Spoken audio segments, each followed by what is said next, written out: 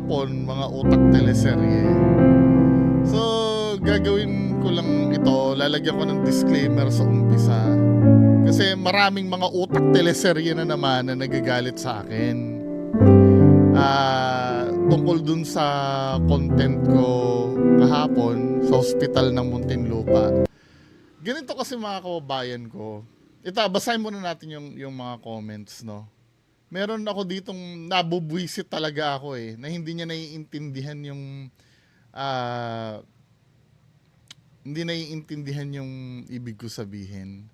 So may babasahin akong comments ito. Actually, nagawa ko na yung video. Ilalagay ko lang to sa unahan para maunawaan nyo. Ito, sabing ganun, ito, nurse din ito si Sir Isaiah Gratil Sabi ni Ben Henese, ni Sir, tawa ka pa dyan, kayo na tuwang-tuwa pa sa ginagawa ng father ng bata. Nag-aalala yung father niyan kasi sa kalagayan ng anak niya, parang latang-lata kasi yung bata. Wala naman tumatawa. Wala naman tumatawa do sa kalagayan nila. Ang nakakabwisit doon, inuuna pa ni Kuya yung pride niya na tinatawag na siya ng mga saka na ang ibig sabihin saka na lang tayo mag-complain pagka okay na yung bata. Wag uunahin ng pride kahit kailan. Tapos sasabihin ng bugok na to, galing-galingan ka na naman. Kung ikaw kaya nasa kalagayan yan, wait lang mag-usap muna tayo.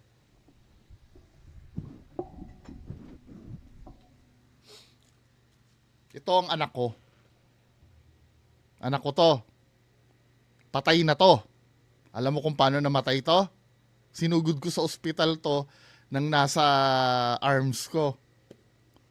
Huwag niyo ko sasabihin na hindi ko naranasan yung kalagayan na yan. Naranasan kong pumila, nakarga-karga ko ang anak ko habang naghihingalo. Huwag niyo akong gagaguhin na hindi ko naranasan yan. Tangina nyo. Na alam nyo ba yung nangyari sa buhay ko? Nagkataon lang na maintindihin ako dahil nurse ako, alam ko yung trabaho sa ospital. Hindi ako ignorante katulad nyo. Hindi ko uunahin ng panic. Yan ang unang training pag nasa medical field ka. Huwag kang magpapanik. Pag nagpanik ka, lalong magkakandaleche-leche. Yung tatay kasi nagpanik Tinatawag na ng security guard na pwede. Unahin muna natin yung, wag muna yung pride natin. Ang nangyari kasi doon, hindi nasikaso anak ko. Yes, totoo naman yun, hindi naman talaga inasikaso. Pero hindi tama na iaalis mo pa sa lalo na kung tinatawag ka na. Huwag niyo ko sasabihin na hindi ko naranasan yan. Di ba? Ilang buwan ako sa heart center noon dahil pinanganak yung anak ko na may butas sa sa puso. Ayan siya pogi-pogi nga Oh. 'Di ba? Pinanganak siya may butas sa puso, nagiging blue yan pag umiiyak. Kasi nga naubos ang pera ko sa hospital. Namalimos din po ako. Hindi ko kinakahiya 'yon. Na hindi ko alam kung saan ako dahil dumarating na yung time na mas malaki na yung bill ng hospital kaysa sa pasok ng pera. Lahat yan naranasan ko yan. Pumila sa politiko, 'di ba? From private hospital, bumagsak kami sa public kasi hindi na namin kaya yung bill. Naranasan ko lahat yan. Sa heart center, lahat ng pasyente doon katulad din ng case ng anak ko. Syempre, kung sino mauna doon, yun ipa-priority doon. Anong special sa anak ko? Doon sa special nila, pumila din sila. Parehas lang ang sakit nung sa akin. Kaya nasasabi ko yon, anong galing-galingan? Tang-ina mo? Alam mo ba yung pinagdaanan kong putang ina mo ka? Di ba? Bago mo ko sabihin na galing-galingan. Gago! Di ba? Alam ko lang kasi yung sistema ng hospital. Kasi ako po ay nurse din. However, dun sa nangyari kasi kay tatay, dapat yan naiintindihan niya dapat. May case-to-case basis kung ano yung kaso dun sa loob. Ngayon, magkakalinawan, panoorin natin yung nangyari. Inuulit ko mas matindi pa yung nangyari sa akin dahil baby yung dala-dala ko nun. Madaling araw, hindi na nagre-response ang anak ko. Dala-dala ko yan. Di ba may oxygen yan. Habang dala-dala ko sa hospital, tangina nyo, hindi nyo alam yung pinagdaanan ko. Tapos sasabihin mo sa akin, hindi ko pa naranasan. Gago, baka ikaw hindi nakaranas. Baka ikaw mapunta sa kalagayan ko, lalo na't mangmang ka sa sistema ng hospital. Baka mas malala ka pa dyan sa tatay na natataranta ngayon. Gago. Now, main content tayo mga kababayan ko. Hello, magandang hapon sa inyo lahat mga kababayan ko. So, meron tayong paglilinaw na gagawin. Kasi kahapon, I think kahapon ba or kahapon nga no, nung may nireakan tayong video, yung hindi pa natin naiintindihan yung konteksto. So, ito kasi yung nakalagay do sa video. Ito yung reaction video ko kahapon. 'Di ba? Yung tungkol do sa ospital. So, nakalagay dito, dinala sa hospital ng naghihingalo, hindi inasikaso, ayun, patay. 'Di ba? So, ito yung ito yung original video. 'Di ba? Ang nag-upload nito ay Batang Munti. Sa una pa lang talaga medyo diskumpiyado na ako dun sa balita. Then binalikan ko yung video na yan. Nasaan na ba 'yon? Nung binalikan ko yung video na yan, ito may takip na yung yung ayun patay. So ang nakalagay na lang dito, dinala sa hospital ng naghihingalo, hindi inasikaso. Yun na lang, inalis na nila. So fake news. 'Di ba? Fake news yung kumalat.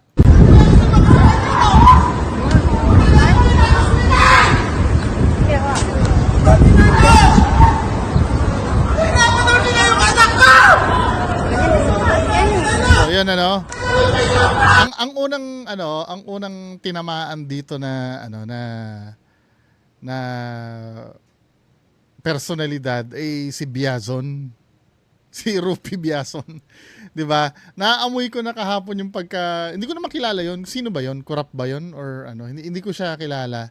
Pero nakaamoy na ako ng political motivated eh. So ito yung nakalagay malinaw na sobrang bulok ng ospital ng Muntinlupa na pinagtatakpan lamang ng administrasyong Biazon. Kapag binigyan pa natin ng kakampi, tiyak naguguho na ang pangarap nating maayos ang ospital ng Muntinlupa. So ito yung then hindi naman pala patay. Minsan nakakabwisit din yung mga gumagawa ng pagpo-post ng mga ganitong video na hindi man lang kinaklaro yung detalye. Alam mo yun, yung basta lang. Then nandito yung full context nung pangyayari. So ito yun buhay yung bata. 'Di ba? Ito 'yan. So basahin natin kung ano yung nandito sa post para malaman natin. May kumakalat na video no Linggo, May 4, 2025 kung saan buhat ng tatay ang kanyang anak sa harap ng ospital ng Muntinlupa at dineklara na nag-post na patay ang bata. Ligtas at buhay po ang bata. Sa katunayan ay nakalabas na siya ng ospital bandang 9 PM kahapon. Nakausap namin ang ama ng bata bilang isang magulang na pagod sa night shift na trabaho. Nagpanik siya nang makita di umano'y walang malay ang kanyang anak. Dahilan upang maging emotional at hysterical sa ospital. Agad na inalam ang nangyari at sa initial na ulat, wala pang 3 minuto nasa loob ng ER ang pamilya. Pinag-utos ni Mayor Rufi Biazon na imbestigahan ang insidente para matiyak na hindi na maulit kung mayroon mang pagkukulang ang mga personnel ng ospital. Ito rin ay magiging bahagi ng mga reformang kasalukuyang isinigawa sa Osmun. Ano yung Osmun? Ospital ng Muntinlupa, yun ba yun? Mula nang ito ay i-take over muli ng pamahalaang lungsod. Patungkol naman sa pagkalat ng maling impormasyon, hinihikayat po natin ang lahat ng ating mamamayan na maging responsable pagdating sa social media. Ang maling balita o fake news ay maaaring magdulot ng panik o kalituhan. Lalo na sa panahon ngayon na nalalapit na ang eleksyon at maraming nananamantala ng ganitong balita. Obvious naman 'di ba?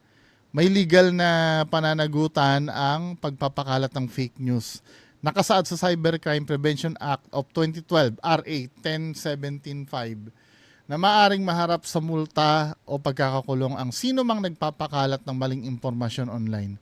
Patuloy po tayo makipag-ugnayan sa bagong pamumuno ng ospital upang tiyakin na maayos bla bla bla bla bla. Patuloy din ang pagtutok ng pamahalang lungsod sa mga isyu ng ospital mula sa pasilidad hanggang sa pagpapabuti ng patient relations. Maraming salamat po sa inyong panguna.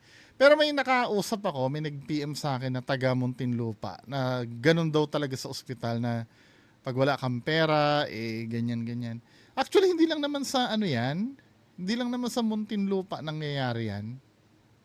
Kahit saang lugar naman siguro, may insidente ng ganyan. Hindi ko naman sinasabing palaging nangyayari. Pero halos lahat naman ng lugar may may ganyang insidente, yung porket alam nila na walang pambayad, walang Ako mismo nagiging saksi ako sa ganyan eh. Meron naman yan kahit saan, hindi lang siguro sa Muntinlupa. 'Di ba? Meron sa ibang lugar niyan. Kasi nga, alam mo, minsan pag mga government hospital din kasi medyo, alam mo yun, parang mga ketatamad din kumilos eh. No? Kasi alam nila na sa kasi palakasan din eh. So ito yung pahayag naman ng ospital ng Muntinlupa do sa nangyari. May 5 ito yung nilabas nila. Kaugnay sa video na kumakalat noong May 4, 2025 kung saan makikita ang isang ama buhat ang kanyang anak sa harap ng aming ospital. Nais po namin linawin ang pangyayari sa emergency room. Bandang 2:54 ng hapon, dumating ng emergency room ang pasyente kasama ang kanyang ama.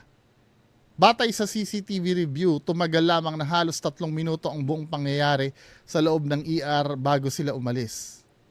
Nauunawaan namin ang pag-aalala ng ama na nagpanik sa sitwasyon. Humihingi kami ng paumanhin kung sa kahit anong paraan ay nagkulang kami sa pagpapaliwanag o sa mabilis na pag-action.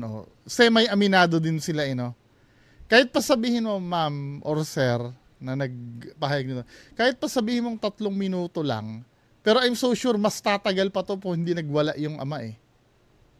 'Di ba? Pag nakikita kasi ng mga taga-ospital na okay lang na hindi pinapansin, hindi ka talaga papansinin ng mga 'yan. Kailangan mo nang magwala ka bago ka pansinin, lalo na sa mga government hospital. Naku. Lalo na pag mga matatanda pa yung staff doon, na sila pa yung mas matapang. 'Di ba? Ngayong may social media na takot na sila mag-damage control ngayon. 'Di ba? Medyo humingi naman sila ng paumanhin. Medyo semi-aminado sila na may pagkukulang nga. Bilang isang pampublikong institusyon, responsibilidad namin na siguraduhin patuloy na tumataas ang kalidad ng aming serbisyo. Kaugnay nito, iniimbestigahan namin ang insidente upang matukoy ang anumang pagkukulang sa aming proseso na kailangan tutukan.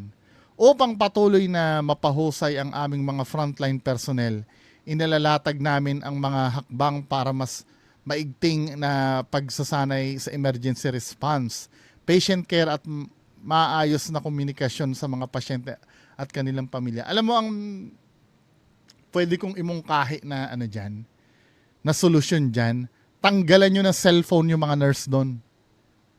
Yan ang pangunahing abala sa check post ng post sa social media eh.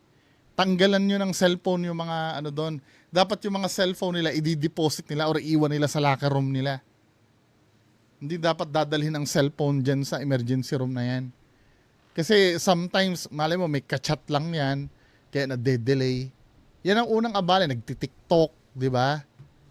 Yan ang mga tingin kong balakid sa serbisyo dyan. Hindi lang sa ospital yan, kahit sa munisipyo. Ganyan din. Tanggalan nyo ng kung kami nga, nagtatrabaho kami sa mall, bawal kami magdala ng ganyan eh. Sa selling area. Dapat ganyan din yung mga government employee. Ang problema kasi, alam mo yon sa empleyado, palaging slow motion yung empleyado ng gobyerno. Hindi lang sa ospital, no? Sa din, sa munisipyo. Yan, palaging slow motion yan. Kada isang, ito Bibigyan ko ng example. Sino nakapunta na sa PSA pagkukuha ng birth certificate? Isa rin yan eh. Sa slow motion ng kilos eh. Pag nandun ka na, 'di ba, hahanapin, i-claim mo na yung or magsasubmit ka ng mo, kada type niyan, kukwento yan sa katabi niyan. Then tatype ulit, kukwento na, anong ulam mo mamaya?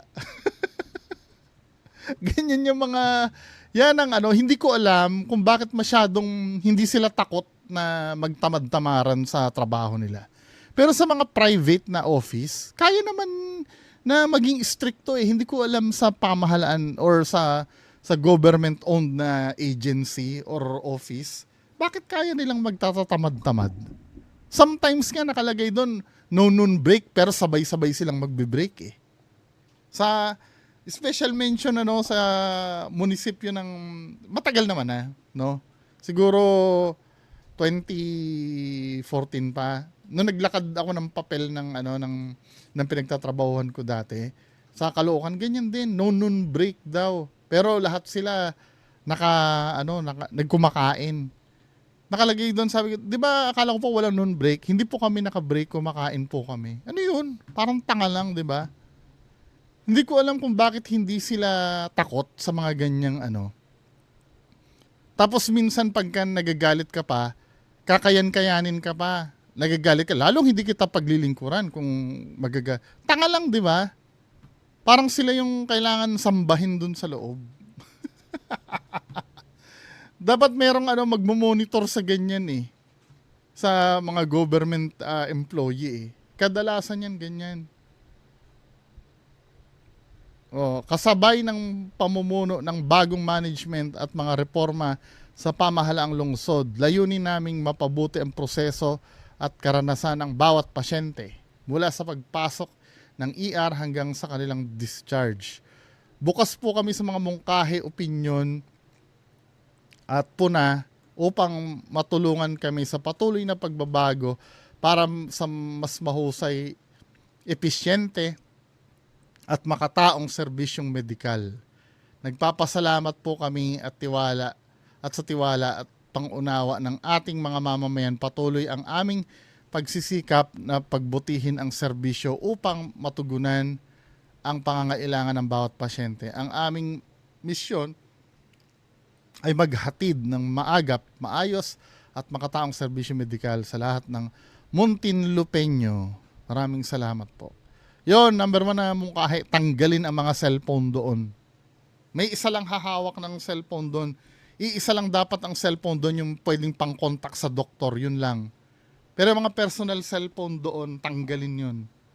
Hindi nakakatulong yun. Nakakaabala yun. Tapos ito na.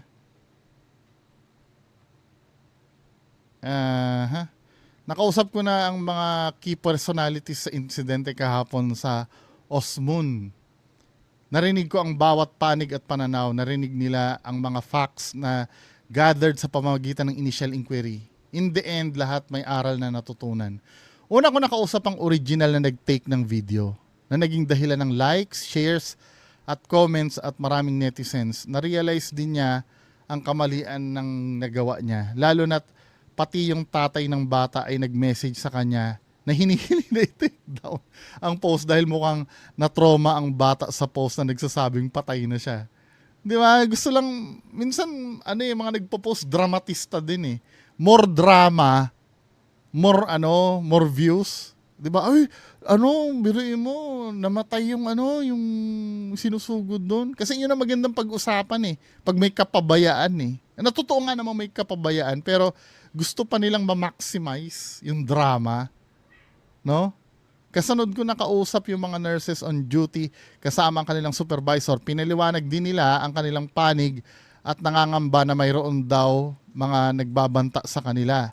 Ganun pa man, pinag-utos ko pa rin ang inquiry para makita kung nasunod ba nila ang tamang procedures, protocols at policies. Pangatlo, kung nakausap yung tatay ng bata na sabi niya inataranta siya dahil sa pag-aakala na nasa alanganin ang buhay ng anak niya. Nagkaroon din ng miscommunication sa nasabi ng nursing staff na kumausap sa kanya. kinumpirma niya sa sandali niya na sandali lang sila sa ospital na Muntinlupa at dagli ang lumipat ng ospital. Miscommunication, nagtaray yung nurse nyo. Feeling ko ganun na nangyari. Palusot na lang yung miscommunication na yan. Di ba? Pero ganun pa man, at least naayos na, no? Dito sa, kasi alam nyo kung bakit ako nag-speculate dito sa miscommunication na to. Hindi naman nila sinasabi ko anong tunay na rason eh. Sinasabi na lang nila miscommunication, pero ang totoo nito, may hindi nagustuhan siguro yung tatay na sinabi ng staff doon. Maaari ha, hindi ko sinasabi ito, maaring maghintay kayo kung kayo yung mga pasungit na ganon. Pero pag pinapaliwanag na ng nurse yan, sinasabi, ang sabi lang po namin ay maghintay lang po kayo. Pero in reality, maghintay kayo dyan. Wala, alam ko na ang kalibre ng mga ng mga nurse sa pampubliko. 'Di ba? O next na issue tayo. May issue dun sa dun sa yung tinatawag na bollard, dun sa NAIA kahapon. 'Di ba? Merong mga nagsabi dun na substandard daw.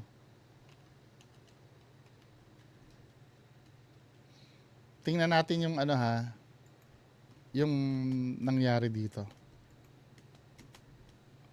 Hindi na gumagana yung space bar na itong. Yan.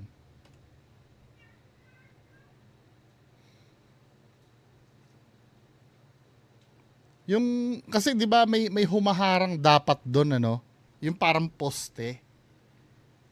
Kaya dapat nun kaya dapat nun pumigil ng kotse eh. Ayan tingnan natin yung...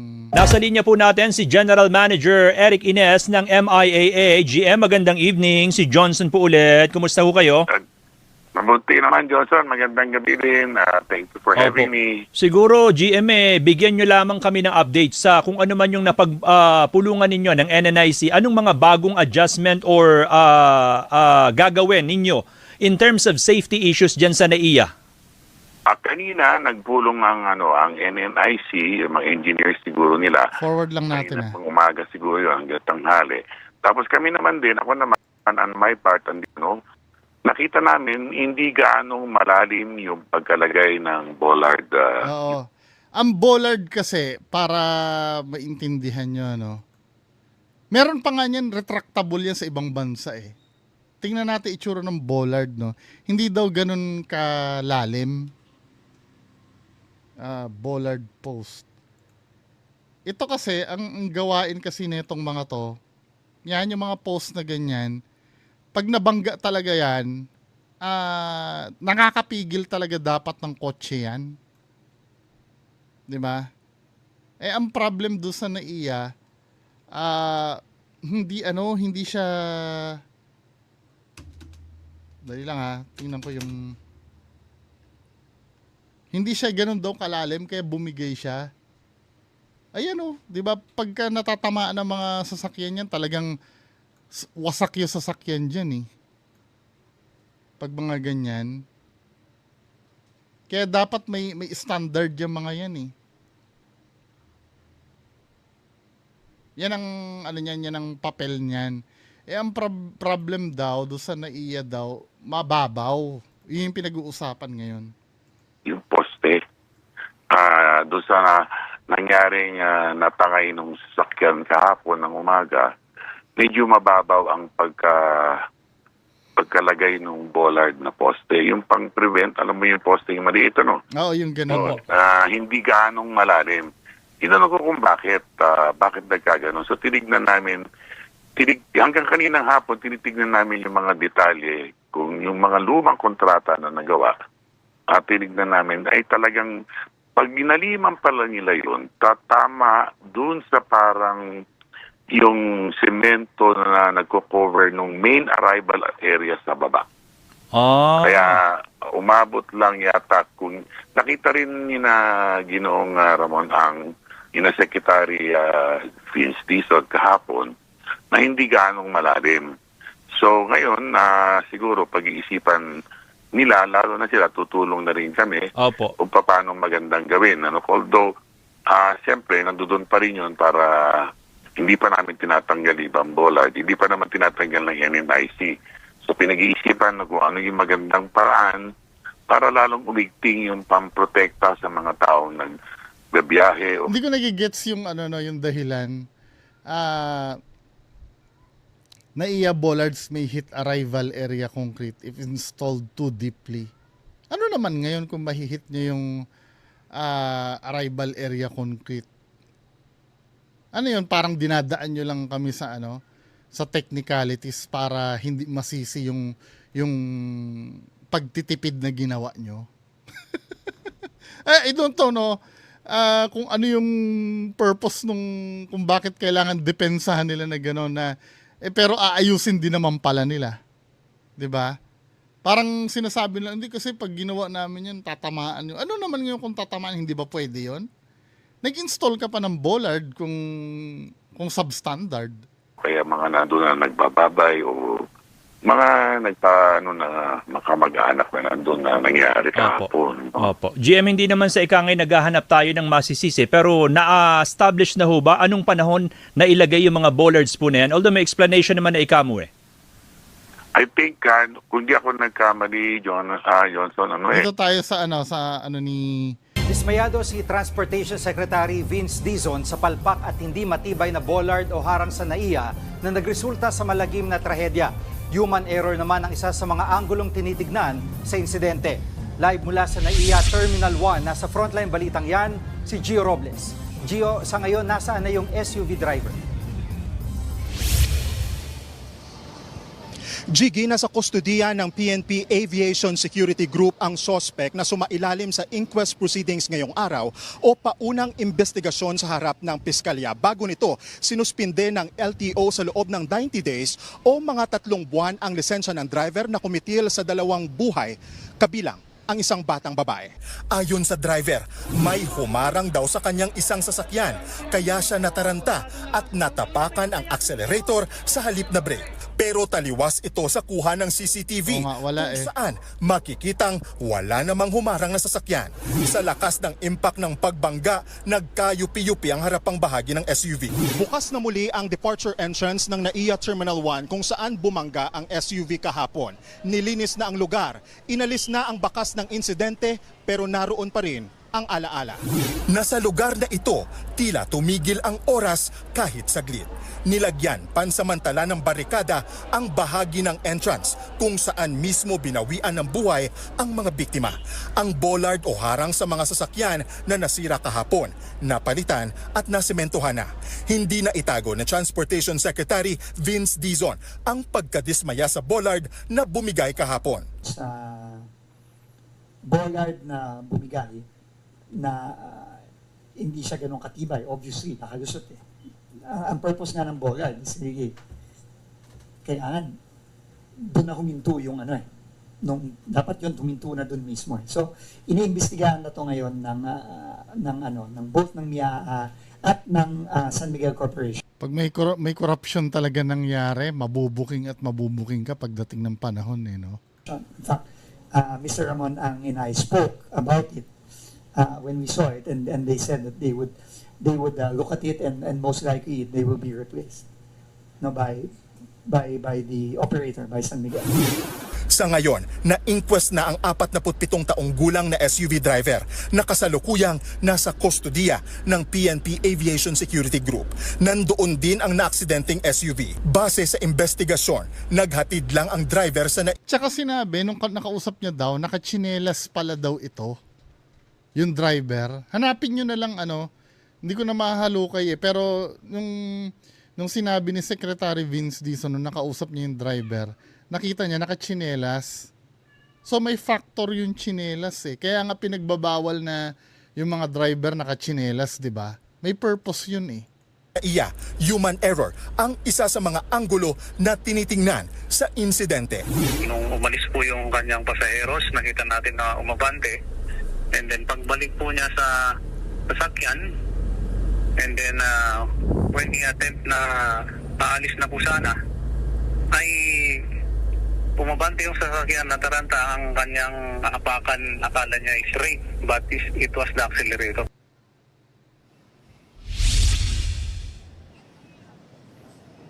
Tumanggi nang magbigay ng pahayag sa kamera ang suspect na sumailalim na rin sa drug test at negatibo na ayon Negative doon naman. sa PNP Aviation Security. The feeling ko ano talaga yan, meron lang siyang hindi inaamin talagang nagkamali siya, no? Well, ganun talaga ang buhay eh. Kaya, ingat-ingat na lang tayo mga men, di ba? So ano pa bang isyung meron dito? Dito sa, to.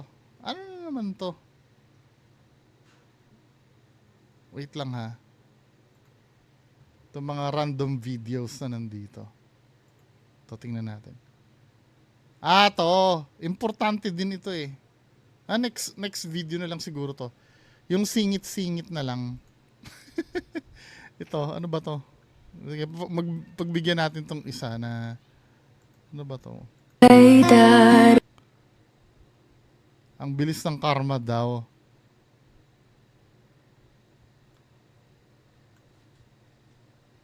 Tugug! Oo nga, no? Dalawa na yung kaaway niya. Inaaway niya to. This is bullshit. Inaaway niya to. Then, dumiretso siya, no? Tugug. Ay, nako. Anyway, mga kaubayan ko. At least kahit paano natapos yung video na medyo maligaya, no? So, yan lang po muna ang ating mapag-usapan. Magandang araw sa inyo lahat. Bye-bye.